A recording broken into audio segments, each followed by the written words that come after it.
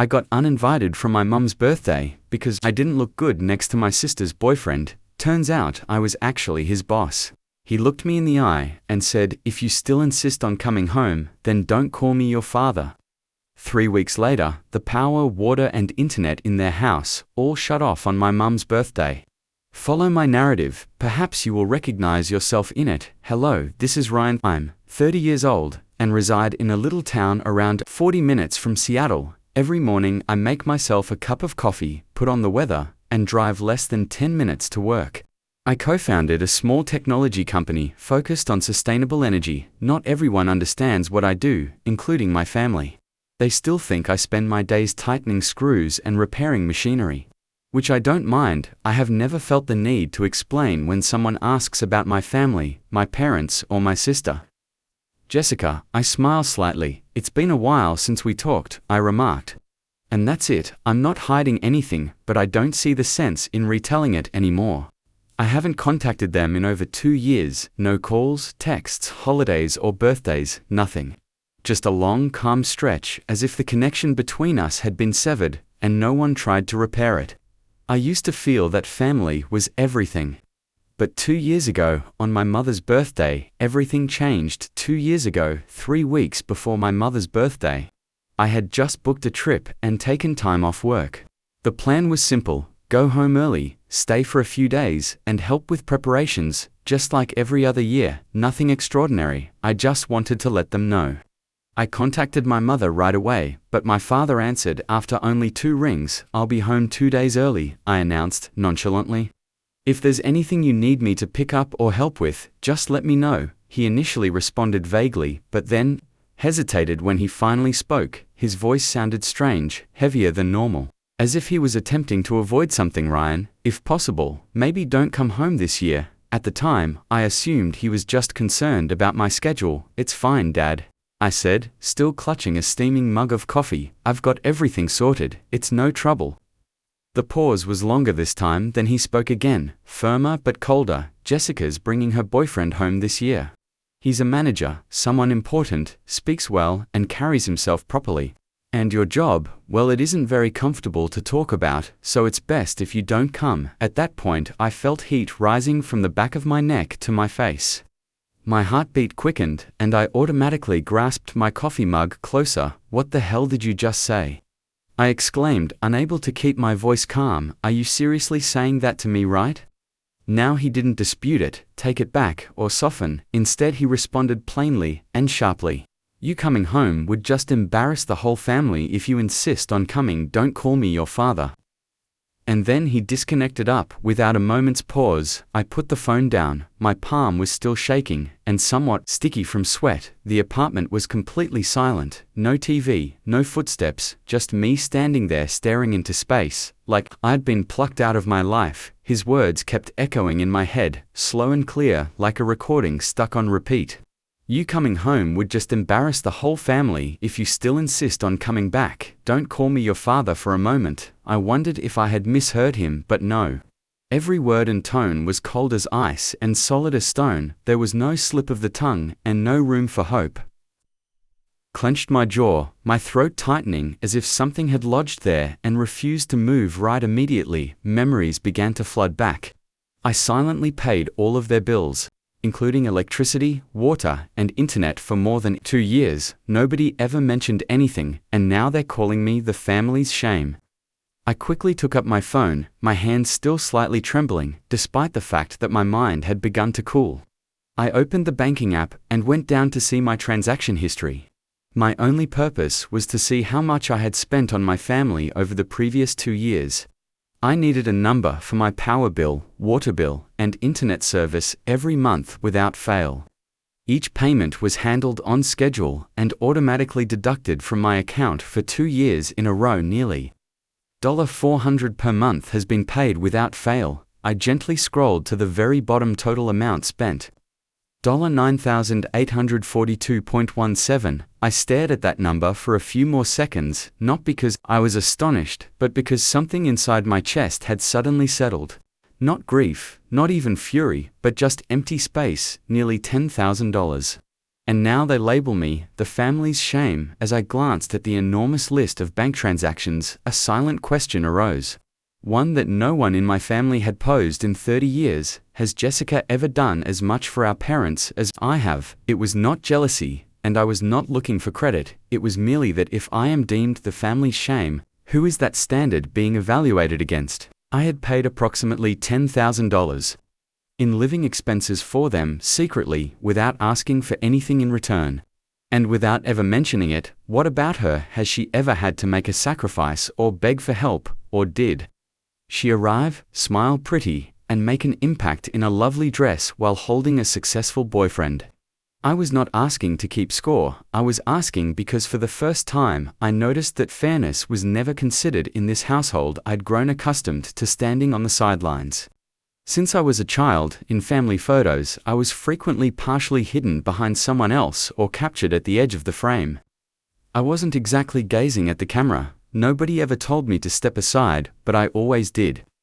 Jessica was at the center of every important event in our family, from birthdays and graduations to her breakups. There was always a reason for everyone to band together, console and celebrate her. I can't recall the last time somebody inquired if I was okay. Jessica is 2 years older than me, but the difference between us was never about age. She was the hope, the future-oriented child that our parents proudly mentioned when relatives visited, and me in the same talks. If I was mentioned at all, it was as a short footnote. Ryan, oh, he's fine, I believe he works in technology. I used to believe that if I worked hard enough, remained out of trouble, and quietly handled everything, they'd eventually see me. However, they didn't. It turns out that when you're used to being invisible, nobody notices when you leave. I began covering my parents' utility costs, electricity, water, and internet. Nearly 2 years ago, my mother called first, and everything started there. That day she moaned about how the cost of living had risen, how this month's bills had unexpectedly increased, and how their retirement income was no longer sufficient. Then gently and hesitantly she said, "If you could help us even a little, it would mean a lot." I agreed. At the time, I assumed it would be only a few months until things settled down. However, the months that followed looked precisely like the previous one. Nobody mentioned terminating it, and there was no backup plan. Every now and then, I'd ask, "Is Jessica helping out at all, Mum?" She'd always evade the topic. Sometimes she'd say, "Just help us. This month your sister will pitch in next time." Other times, "Your sister's covering Dad's medical stuff. That's not easy either." I heard those lines so many times I could recite them by heart, and I just smiled and let it go every time, because I knew none of it was true.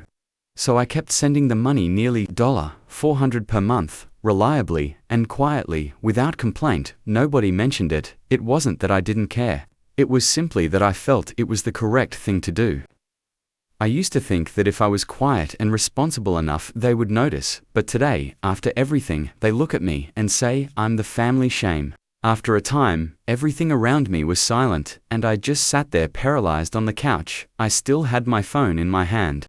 I wasn't angry or heartbroken anymore. There was only one clear emotion sitting in my chest, something like "that's enough." Following that, I opened my banking app. I scrolled down to the automatic payments section, where I had set up monthly transfers to cover my parents' expenses for power, water, and internet. I tapped into each thing one by one and cancelled them without hesitation. I did it softly, not to avenge myself, but to preserve the one thing. I still had a semblance of self-esteem, the only thing they hadn't taken away from me. About a week later, I received the first message from my mother in the same soothing tone she always used. There was no mention of what had happened, nor was there an apology. "I just got a notice that the internet bill is due. Can you take care of it?" I read the message, glanced at the screen for a time, and then placed the phone down without responding, not because I was attempting to make a statement, but because, after all, the first thing they thought to say was a request, "Pay the internet bill." There was no "Are you okay?" or even a basic "Can we talk?" So I remained silent, and that silence to me said everything. 2 weeks later, my father called. The phone rang a few times before stopping. I didn't respond. A few minutes later, he left a voicemail. His tone was sharp and impatient, as it usually had been. "The power company called. This month's bill hasn't been paid. What's going on?" There was no worry, no mention of what he said the day I called to say I'd be home for Mum's birthday. I listened to the message, then turned off the screen and placed the phone face down on the table. And just like that, I remained silent until my mother's birthday. My mother's birthday was around 3 weeks after my father advised me not to come home. The party went on as normal, with her favorite roasted chicken cake from her favorite bakery, and a few close relatives gathering around the dinner table. Except for me, everything had been meticulously planned and executed that afternoon, at precisely 4:00 p.m. I was sitting in my living room with a cup of coffee that had long since gone cold. When my phone chimed, it was my mother calling. I gazed at her name on the screen for a few seconds before putting the phone down. I didn't respond, didn't even think twice. My dad called a few minutes later, followed by Jessica. 3 calls, in less than 10 minutes. I let them all go. There is no curiosity, no one to reply. I stayed where I was, leaning lightly against the back of the chair, my gaze fixed on the fogged-up glass. The sky outside was a drab gray, no rain, but cold in that silent, creeping manner that suggests winter has just brushed up against your threshold. The communications began to arrive. Approximately 10 minutes later, Mum was first. Ryan, the power has been turned off. The entire house is dark, please pay the bill. I picked up the phone and read her message in silence. There was no anger or surprise, just a calm hollowness creeping through my chest, the type you get when you've spent years caring for a family and you're the only one left to bear the burden. Then my father said, "No water, we can't cook, handle it now." Following that, Jessica replied, "Internet's down, guests are arriving, please fix this urgently." I looked at the clock, 5:12 p.m. I remembered clearly, I cancelled all automatic payments exactly 3 weeks ago. Immediately after, my father informed me that if I insisted on coming home, I should never call him Dad again. And now, in the midst of the birthday party they had instructed me not to attend, everything began to shut down: power, water, and the internet. Each one vanished just when they needed it most. I didn't text back or call, I didn't feel the need to explain. I merely sat there, carefully rotating the cold coffee cup in my hands, my eyes still fixed on the window, as if seeing past all I could see, and in that moment I realized they weren't phoning because they missed me. They were calling because there was no one left to shoulder their weight. Around 6 p.m., my phone began buzzing again. This time, non-stop, yet it wasn't my parents or Jessica anymore, it was the relatives who only visit on holidays yet feel entitled to pass judgment. The communications arrived in waves. Some people labeled me disrespectful. One remarked openly, "You embarrassed your mother in front of the whole family." Another, more subtle but just as devastating, said, "Your sister was right, people like you shouldn't show up on a happy day." I read through each message without responding. Not because quiet implied agreement, but because I'd grown tired of explaining myself to people who always chose the louder throng above what was right. I was about to put down the phone when the screen lit up again. Aunt Lauren was the only family member who still trusted me. She was calling on video via an ancient app that only she and I still used, because we were the only ones who cared enough to look each other in the eyes. When it counted, I paused for a bit before answering on the second ring. The first thing I saw was her face, somewhat obscured by the yellow illumination from the kitchen behind her, a location I knew like the back of my hand, every crack in the wall and every noisy cabinet, but tonight, the room felt different. There were clinks of silverware, uneasy laughs, and random small conversation in the background. She glanced at me through the screen, her eyes warm and troubled. "You're not going to pay for it, Ryan." Her tone was light, as if she were trying to figure out what was going on. I peered into her eyes, and when I finally spoke, my tone was sluggish, as if I was dragging up something I had buried for too long. "You know, Auntie, it was Dad told me not to come." I gulped hard. He said, if I still insisted on showing up, I shouldn't call him my father anymore. She became quiet. Her eyes changed, as if she was studying the room behind her. Right then, the call devolved into mayhem. I could hear my mother's voice through the noise. "Tell him, I'm ashamed of him." On this day of all days, how could he do this? My father said sharply and loudly, "It's not that serious. It's just paying a few bills. What kind of man gets petty over money?" Another voice, I believe it was my uncle. "Poor Jessica, having to deal with a brother like that." Footsteps approached the camera. Jessica appeared behind Aunt Lauren, arms folded and lips twisted with annoyance. He even picked up the call. "Mum's been crying all day." Does he even care? Seriously, no shame at all. I didn't say anything. I just observed and remained silent, as if it were the only way to defend myself. I departed. Just as I was ready to end the call, another face came on the left side of the screen. A young man with perfectly combed hair and a dark suit. He stared at me with confusion in his eyes, then smiled hesitantly. "Hey boss," he replied, his voice somewhat scratchy, as if he wasn't sure if the words belonged in this situation. I froze, my gaze remained fixed on the screen, and I unconsciously grabbed the phone closer. I had not expected this, not here, not on the night when everyone felt. I was too much of a shame to be invited. I stared at him for a few seconds longer, and then it all clicked. His expression, the way he spoke, of course, he was one of the new personnel who had lately transferred from our southern branch. We had exchanged a few emails and he'd sent me 2 reports, but I had no idea he was Jessica's boyfriend. The one everyone was trying to impress. The room behind Aunt Lauren appeared to hold its breath. I noticed her look over her shoulder, and the kitchen erupted in a frantic commotion.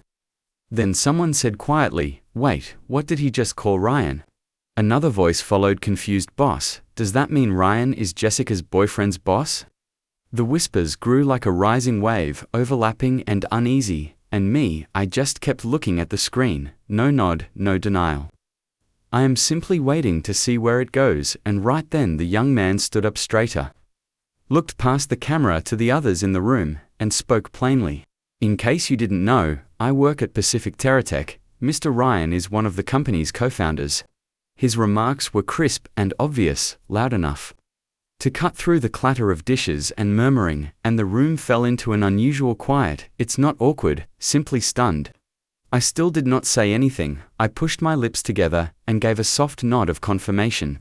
He returned his gaze to the computer, eyes wide, and I said calmly, evenly, as if the words had been waiting for him, "Hope your big introduction goes perfectly." Then I disconnected. Up that night, I slept soundly.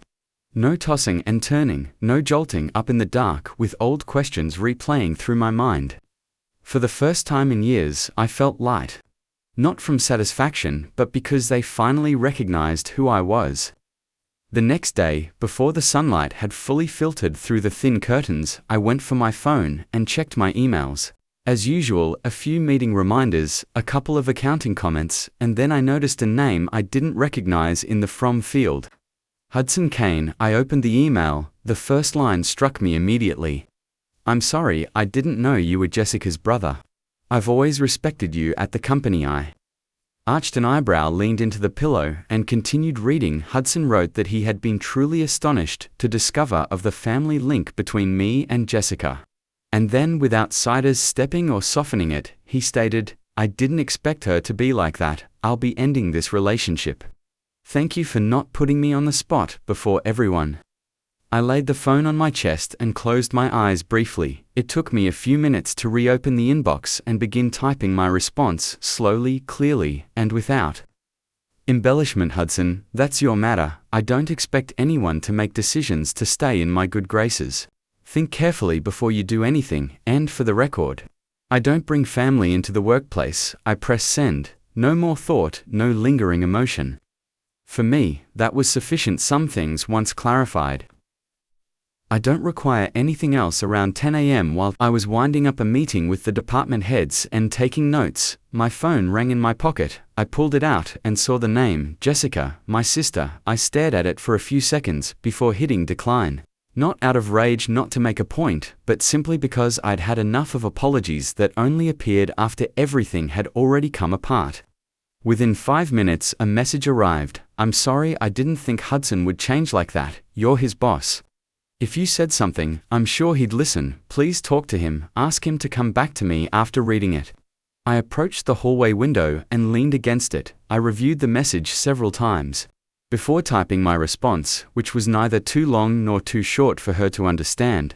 "Hudson didn't leave because I told him to. He left because of how you live, how you treat people, how you look down on what you don't understand, and how you always assume that with a soft enough voice you can steer anyone." I pressed send, put the phone back in my pocket, and returned to my desk. However, less than a minute later, another message arrived. "I know I messed up this time. I mean it. I'll change. Please believe me. Just this once, I did not respond. I read it, sat with it for a bit, and nothing moved inside me. Not because I didn't care, but because I finally understood. Sometimes, the distance between two people isn't in the apology, it's in when the apology arrives. I gently deleted the message, leaving nothing behind, and returned to my current life a week later, on a Friday afternoon. As I walked back into the home from the garage, I froze on the porch. My parents stood at the front door, each holding a little suitcase, their faces drawn with exhaustion from the long travel. I didn't ask why they were here, if they'd traveled all the way out to see me. It wasn't a casual visit. I opened the door and welcomed them, in no tension, no forced politeness, just a simple choice. I didn't want to have that conversation outside where the wind was picking up on the porch. We sat in the living room, and the tea on the table was still steaming. My father talked first. He apologized in a quieter tone than normal. My mother added to it, saying they'd thought things through. Perhaps they'd gone too far, and things should never have come to this point. I remained silent and did not interfere, just listening to see if this apology marked the end of something, or the beginning of something else, and as I expected, my father's tone changed. We're family. Ryan and family helps each other. We raised you, sent you to school.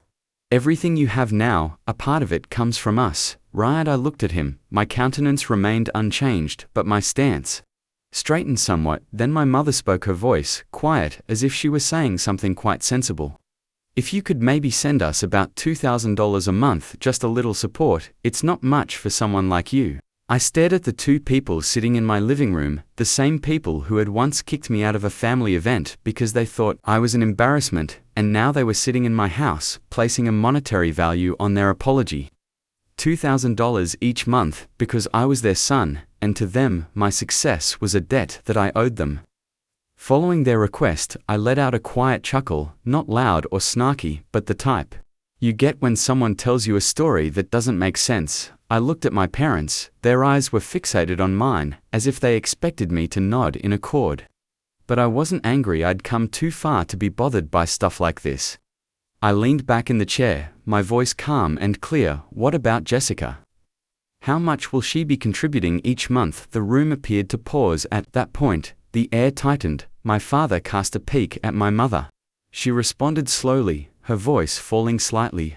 Your sister's job, it's still unstable, and the breakup with Hudson has taken a toll on her. I nodded softly, not surprised. The same old excuses dressed in empathic language, but they were merely deflections. I raised my gaze, looked squarely at them, and said, if she agrees to support you with $2,000 per month, I'll do the same, no more, no less. They didn't say anything, just gazed at me, trying to figure out if I was serious. I went on quietly, or if you want me to carry the full amount, I'll need something in writing, a legal agreement confirming that. After you both pass, the house will belong to me in full. I sat still after that, no pressure, no further explanation. Just waited to see how they'd react, now that for the first time I was establishing the terms for something they'd always felt was my responsibility. As soon as I finished speaking, the audience fell into a deep, dense quiet. My father suddenly rose to his feet. He smashed his palm down on the hardwood table, tipping the teacup over and pouring its contents down the side. His shout echoed around the room, his chest rising and falling in fury. You're setting conditions for your parents. We raised you for over 20 years, and now you want to nickel and dime us like this. What kind of life are you living, huh? He was shouting so loudly that I wasn't surprised if the folks next door heard everything. I didn't move or flinch. I just sat there, hands resting on the chair's armrests, gaze fixed on him, not cold, but no longer gentle. I waited for him to finish before standing up carefully. My voice came out low and calm, yet clear enough to pierce through the chaos he just created. I think you both should leave my house. It was not a threat. It was not spoken in anger. It was merely a plea from someone who had reached the limits of what respect could provide. No one said anything else, only the sound of baggage dragging across the hardwood floor and the door clicking shut behind them, quieter than all they had just left inside me. It's been 2 years since I last saw them, right here in my own home. I did not ban their phone numbers, change my email address, or cut them off totally. I stopped reaching out and waited. I waited to see if they would still consider me a member of the family after I was no longer under the shadow of duty and obligation. In the past 2 years, there has been no call or message inquiring how I've been, no mention of birthdays, health, or even a basic "how are you doing?" I used to believe that one day they will change. However, I've realized that not everyone changes, especially those who have never recognized they were wrong in the first place. I still live here, work, and go about my daily existence. The only difference is that I no longer allow myself to be an emotional attachment, eager to give and be damaged in the name of obligation. And, if there's one thing I've learned from all of this, it's that family is not a place where people can demand kindness and call it love. A real family is one in which you are valued as a person, regardless of what you have to offer. Not as a wallet, not as a backup plan, not as a last resort when everything else fails. And before I end this chapter, I'd like to ask you a question. Was I wrong to decide not to return for refusing to assist my parents with $2,000 per month, despite the fact that they are now elderly and reared me? I used to believe that my family could fix anything. But after being treated like a stranger in my own home, more times than I can count, I chose to stand up and break the cycle. Was I overly cold? Perhaps I was finally learning to appreciate myself at the perfect time. Please leave your opinions below. I sincerely want to hear from you, whether you agree or disagree. If the tale resonated with you, please subscribe to help support the channel. There are still many stories waiting to be told and heard. Take care, and see you in the next one. Thank you for staying till the end. Thank you for watching. If you haven't subscribed yet, please do so, and hit the notification bell to stay updated with more shocking real-life stories happening around. Thank you for watching. Please like and subscribe to my YouTube channel for more story like this.